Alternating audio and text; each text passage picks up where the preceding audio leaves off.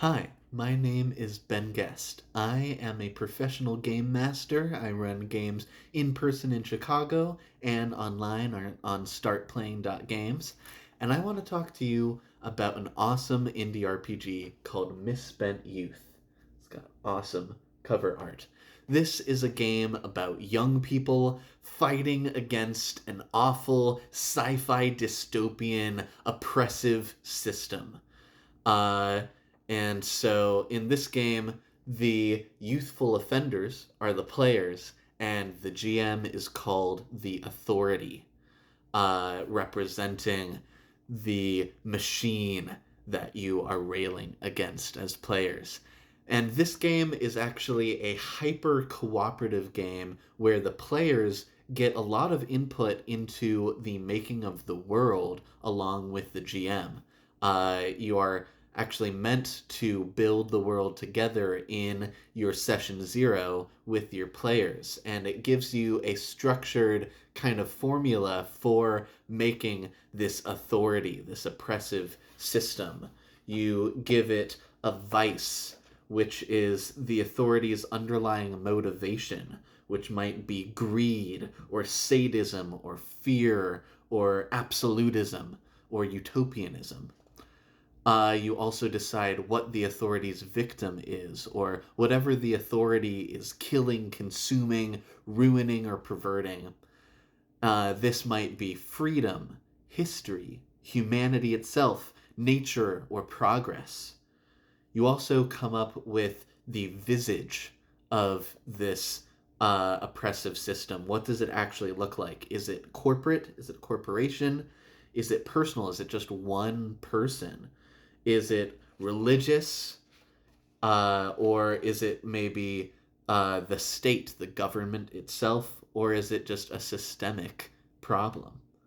You also come up with its need, what the uh, oppressive authority is actively going towards, what kind of goals it has. And then you also come up with its name and an overall description after you've picked all of those things. You also, as players, help the GM come up with the sci fi systems of control that they have, whether it's, everyone is wearing a smartwatch that can squeeze your hand off if you do what they don't want you to do, or is it, that everyone has a chip somewhere in them that pings their location and identity to officers.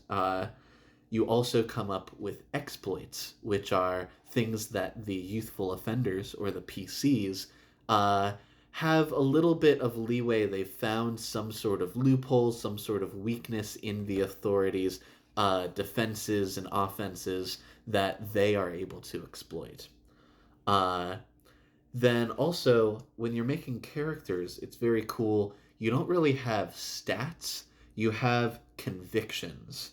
And so you have a means, a motive, an opportunity, and other things like that. Your means is, you know, what you are good at and what you use to fight the authority. Is it being cool or fast or smart or tough?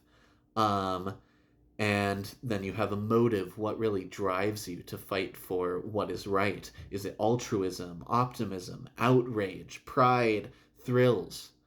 And these stats, these convictions, what makes it interesting is if things go a certain way in a struggle, which is kind of like their version of a combat, though this game doesn't really have traditional combat.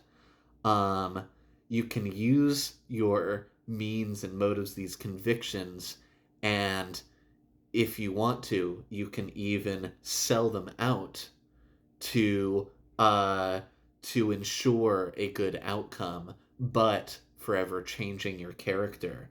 And so, fast turns into efficient when you're sold out, or smart turns into pedantic, or tough turns into vicious, or cool into trendy.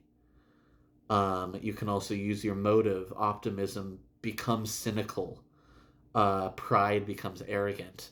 And so there's this mechanic of selling out your convictions to guarantee good outcomes in the short term, but you are selling out a piece of you and what makes you different from the authority to become more like the authority. It's very interesting. It's super cool. It tells awesome stories of fighting oppression, fighting the system, and winning and making a better world. And I know I want to start running it soon, so please check out startplaying.games. And I will be putting a campaign up on there soon. Follow me on Instagram at GMBenGuest and check out my link tree to a bunch of different links to be able to play in my games and even have me maybe teach you about GMing in private coaching or workshops. So, yeah, please check all that out and stay nerdy and have a great one.